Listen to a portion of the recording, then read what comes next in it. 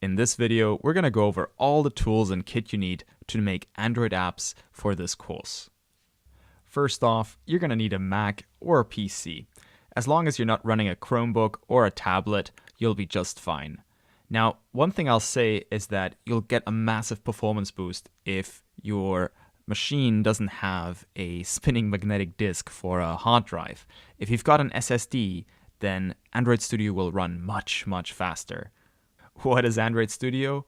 Android Studio is the official development environment that is supported by Google to make apps for Android.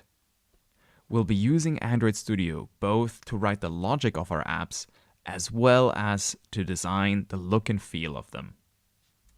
Now, when it comes to running the apps that you've built, I recommend running them on a physical Android device.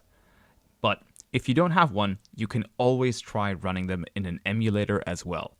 An emulator is a virtual device that's going to be running on your machine, but it takes up quite a few resources. It doesn't boot up that quickly. So if you've got a physical phone or a tablet that's running Android, even a Kindle Fire, I recommend using that instead.